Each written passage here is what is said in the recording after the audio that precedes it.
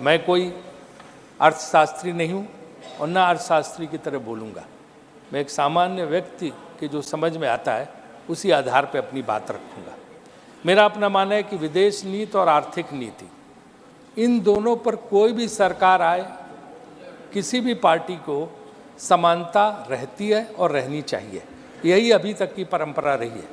अगर 1991 में नरसिम्हा राव सरकार ने आर्थिक सुधार लागू किए थे, तो उसके बाद चाहे देवगौड़ा जी की सरकार हो, चाहे गुजराल साहब की सरकार हो, चाहे वाजपेयी जी की सरकार हो, अटल जी की, उन्होंने उसको पालन किया था। एक बार मैं पत्रकार के रूप में नरसिम्हा राव जी के साथ जो है स्पेन गया था और वो प्रधानमंत्री थे, उनकी प्रेस कॉन्फ्रेंस थी, तो वहाँ पत्रकारों ने ये प्रश्न उठाया कि आप तो ये आर्थिक सुधार लागू कर रहे हैं, आप सबको बता रहे हैं कि आप इंडिया में ये चेंजेस कर रहे हैं, रिफॉर्म्स ला रहे हैं, लेकिन कल आपकी सरकार नहीं रहेगी तो क्या होगा? तो उन्होंने बड़ा फेमस सेंटेंस वहाँ बोला था, the process of economic reforms is irreversible.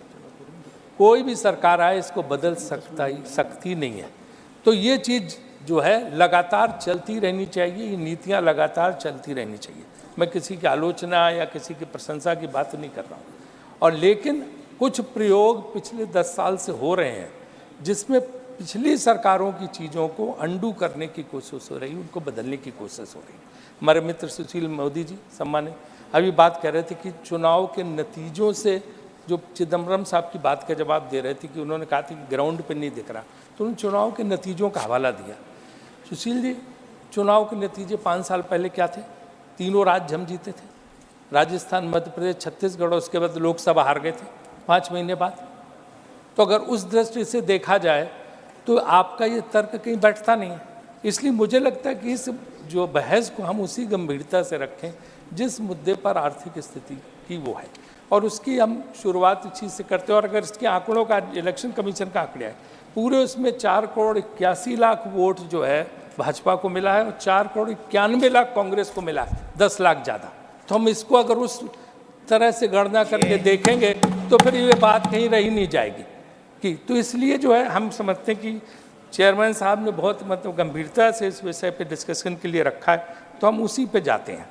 सबसे पहले पुराना गाना है कि जो वादा किया वो निभाना पड़ेगा, तो वादों पे जाते हैं। तो वादा नंबर 1 क्या था कि हम काला धन वापस लाएंगे। वापस तो आया नहीं, उल्टे जो मॉर्गन स्टैनली की रिपोर्ट है जिसको कोट किया था सुधांशु जी ने, 6 लाख उद्यमी जिनको एंटरप्रेन्योर बोलते हैं विदेश चले गए। यहाँ की 2 लाख ने तो नागरिकता सरेंडर कर दी भारत की। और उद्यमी जब जाता है तो सोचो कि वो लाखों लोगों का जो है, वो लाखों लोगों का के रोजगार को जो है छोड़ के जाता, जो भारत में मिलना था। वहाँ जाके उद्योग लगा रहे हैं, बाहर के लोगों को रोजगार मिल रहा है, और उसके अलावा जो है यहीं से पैसा जा रहा है। तो उल्टे जो पैसा 4 लाख करोड़ आना था, 10 से 15 लाख करोड़ के करीब पैसा बाहर जा चुका है देश का। ये गंभीर विषय है, इस पे मुझे लगता है वित्त मंत्री जी को सोचना चाहिए कितनी भारी संख्या में उद्यमी या एंटरप्रेन्योर्स देश छोड़ के क्यों जा रहे हैं और बाहर क्यों बस रहे हैं। तो ये उनको सोचने की बात है कि वो क्यों ऐसा हो रहा है। और ऐसा नहीं कि देशभक्त नहीं थे, देशभक्त थे। मॉर्गन स्टैनली के रुचि शर्मा ने 2016 में फिक्की की स्पीच में कहा था, 2016 में वार्निंग दी थी, तब मुश्किल से जो है 50,000 लोग गए थे कि क्यों भारतीय बिजनेसमैन, भारतीय इंडस्ट्रियलिस्ट या एंटरप्रेन्योर्स देश छोड़ के क्यों जा रहे हैं, उनको रोको। तो ये चीज़ देखने की है कि क्या ये सरकारी एजेंसियों के ज़रूरत से ज़्यादा दबाव की वजह से जा रहे हैं या क्या वजह है, उनके साथ अन्याय हो रहे हैं, इसको समझने की आवश्यकता है। दूसरा वादा था 50 रुपये लीटर पेट्रोल, 40 रुपये डीजल, हमारी सरकार आएगी। आप कह रहे हो कम हो गया, मुझे तो कहीं कम नहीं दिखाई दे रहा। अब आप गणना बता रहे हो कि इस राज्य में 96 का, वहाँ 106 का, 50 और 40 रुपये का तो नहीं है जो पहले था कि 50 और 40 रुपये में बिकेगा डीजल पेट्रोल। वो वादा तो पूरी तरह गलत साबित हुआ। और ये तब मैं तो योजना मंत्री था, जो है ब्रेंट क्रूड की रिपोर्ट रोज आती थी। हमारे ज़माने में $115, $120 का जो है तेल मिलता था, क्रूड ऑयल, और उसके बाद जो है हाँ हम 60 रुपये पे देते थे। लेकिन यहाँ पे तो बहुत सस्ता, यहाँ तक कि एक वक्त $22 पे पहुँच गया था इस सरकार में, और अभी भी 40, 50, 60 के अल्ले पल्ले रहता है, 80 के अल्ले पल्ले रहता है, पहले से बहुत कम है। फिर भी ये दाम क्यों बढ़ रहे हैं? तो इसको जो है हमें देखना चाहिए कि हम क्यों 100 के पार चला गया पेट्रोल और डीजल भी उसी के करीब करीब पहुंचा। इसका आप जानते हैं कि सबसे ज़्यादा असर ट्रांसपोर्ट पर पड़ता है, और जब ट्रांसपोर्ट महंगा होता है, माने कि माल ढुलाई, तो हर चीज़ की कीमत बढ़ जाती है। और ये जनरल महंगाई को बढ़ाने में सबसे गजब इसका मतलब प्रभाव पड़ता है। और ये आप कहें कि चुनाव के पहले कम कर दो, चुनाव खत्म होते फिर बढ़ जाता, तो ये चुनाव से लिंक नहीं करना चाहिए। मुझे लगता है पेट्रोल डीजल के दाम जो हैं या क्रूड ऑयल के दाम के हिसाब से उसका फ़ायदा जनता को देना चाहिए। तीसरा वादा था कि 2022 तक हर किसी को पक्का मकान। क्या हुआ पक्का मकान हर किसी का? तीसरा वादा पूरा हुआ, और ये वादा तो लाल किले से दिया गया था, आज तक कोई पक्का मकान नहीं बना। चौथा वादा था डॉलर के मुकाबले रुपया। जब 50 हो गया था मनमोहन सिंह की सरकार में, तो इतना हंगामा हुआ था कि ये देश की इज्जत गिर गई, देश का अपमान हुआ है। रुपया कमज़ोर हो गया, मतलब देश, भारत देश का विश्व में अपमान हो गया। इतना हंगामा, वीडियो आप निकाल के देख लीजिए, क्या क्या नहीं कहा गया था। आज 80 से लेके 85 के बीच में डॉलर है, लेकिन कोई शब्द नहीं बोला जाता, कहीं किसी किस्म का देश का अपमान नहीं हो रहा। तो ये पांचवा वादा भी उसी तरह से, चौथा वादा भी उसी तरह से विफल हुआ। और पांचवा वादा 2 करोड़ रोजगार, जिस पर अन्य लोगों ने भी बोला है, तो अब तक जो है मेरे हिसाब से 20 करोड़ नौकरी मिल जानी चाहिए थी। लेकिन अगर आप देखें जो आंकड़े हमारे पास हैं, बेरोजगारी की दर जो 5% होती थी 2014 से पहले, वो 10.09, 10 मतलब 11% के करीब हो गई।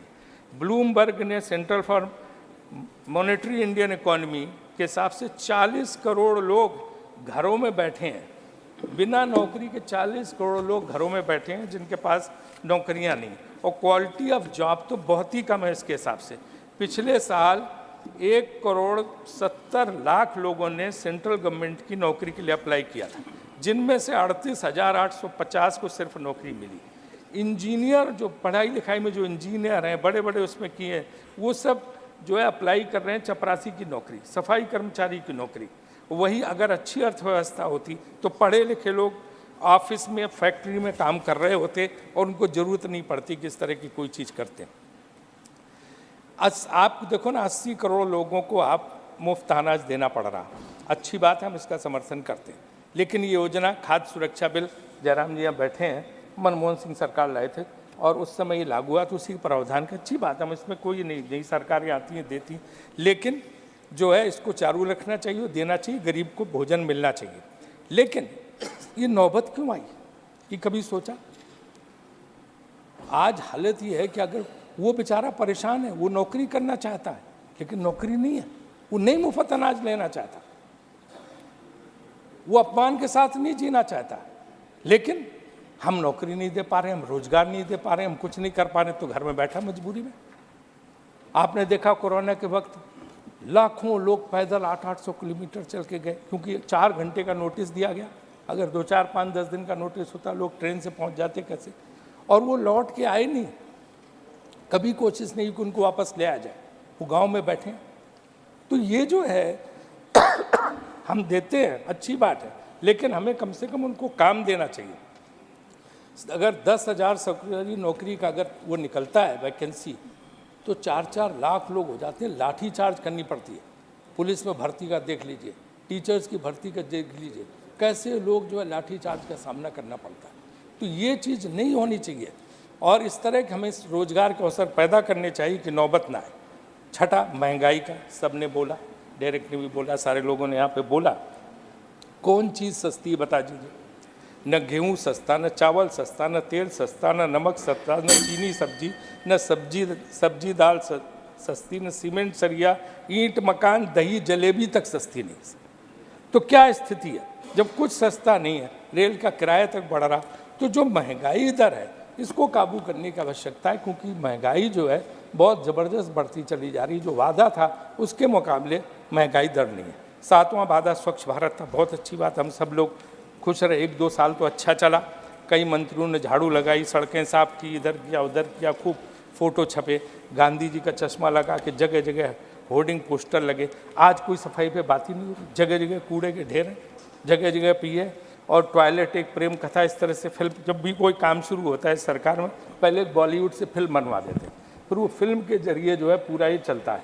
और आज टॉयलेट्स की हालत देखो गांव-गांव में, भाजपा के हमारे सांसद बताते हैं, कि किस इस तरह की स्थिति है सर। टॉयलेट्स की स्थिति जो है वो स्टोर बन गए हैं, गोदाम से बन गए, लोग उनमें कपड़ा सामान दूसरी चीज़ें रख रहे हैं क्योंकि उनमें पानी का समुचित इंतजाम नहीं, उनको सफाई का इंतजाम नहीं, तो वो टॉयलेट सब बने बनाए पैसा बर्बाद, उनका कुछ हुआ नहीं। तो मेरा अनुरोध है सरकार से कि टॉयलेट्स की जो बुरी हाल है उसको भी देख के काम करें, है ना। 8वां सर, थोड़ा सा टाइम दे दीजिए 5 मिनट। 8वां अभी तो ये तो सर सिर्फ ये अब तो मैं सुझाव दूंगा, अब कुछ सुझाव भी है ना सरकार में, तो पॉजिटिव डिस्कशन पे हूँ। 8वां वादा सबका साथ सबका विकास सर, सबका साथ सबका विकास 8वां वादा सर 10 वादे फिर उसके बाद सुझाव 10 बहुत जल्दी खत्म हो जाएगा। तो 8वां वादा सबका साथ सबका विकास। जब मैं योजना मंत्री था तो मोदी जी हमारे माननीय मुख्यमंत्री जी थे और वहाँ पे आते तो उन्होंने बहुत अच्छा एक प्रेजेंटेशन किया था योजना में, जिसमें कैसे राज्यों को बिना भेदभाव के केंद्र सरकार को मदद देनी चाहिए। किसी भी विपक्षी दल नहीं सकते सर प्लीज, किसी सरकार को जो है विपक्षी दलों के साथ भेदभाव नहीं होता। बहुत अच्छा प्रेजेंटेशन था। उसी के बाद फ्लैगशिप स्कीम में सर 20% का मतलब जो 20% का फ्लेक्सिबिलिटी दी गई थी राज्य सरकारों, उन्हीं के सुझाव के आधार पर। लेकिन आज हम देख रहे हैं जो विपक्ष की सरकार है उनको न जीएसटी का पूरा एलोकेशन मिलता है, न अन्य सहायता नहीं मिलती, और उनके साथ तो सबका साथ सबका विकास कैसे होगा? अगर जो इस तरह से भेदभाव होगा तो बड़ा मुश्किल होगा। और यही नहीं, आपको अगर पता हो कि नवा वादा जीडीपी ग्रोथ हमारे ज़माने में 7.03 रही और 9 तक टच की थी, अब 5.25 है। हालांकि 6 का क्लेम कर रहे हैं लेकिन 5.25 का आंकड़ा हमारे पास है। 10वां वादा है जीएसटी, सरल टैक्स के लिए पूरा, जैसे भारत आजाद हुआ, बस यही आखिरी वादा है। इसका तो और लिस्ट लंबी है, नहीं बोलेंगे, लेकिन इसका जीएसटी सर, जीएसटी आपको पता है कि जैसे भारत आजाद हुआ तो उसी तरह आधी रात में कर प्रणाली कैसी सरल कर प्रणाली है कि पूछो मत। आप व्यापारी से जाके पूछ लीजिए, दुकानदार से पूछ लीजिए, परेशान है जिस तरह का जीएसटी है, जिस तरह से तंग हो रहे हैं इस जीएसटी से। और भाजपा के हमारे लोग ज़्यादा अच्छी तरह जानते हैं, व्यापारी वर्ग काफ़ी इनके साथ रहा, उस सब इनसे रोते हैं आके कि क्या हमारी गति है। ये जीएसटी का सरलीकरण भी होना चाहिए क्योंकि सर बड़ा जरूरी है। इन्होंने रामायण की चौपाई पढ़ी सुधांशु जी ने, तो उसी सुंदरकांड की हम चौपाई पढ़ते हैं सर। सचु वैद्य गुर 3 जब और प्रिय बोले भयास, आपका सेक्रेटरी, आपका डॉक्टर और आपका गुरु अगर डर के मारे आपके सामने आपकी तारीफ कर रहा, तो राज धर्म और देह, तो राज धर्म और देह 3 का होत बेगही नाश। इनकी चौपाई के जवाब में तुलसीदास जी की चौपाई है। अब सर सुझाव राजीव जी, ये बात लागू कहाँ कर रहे हो?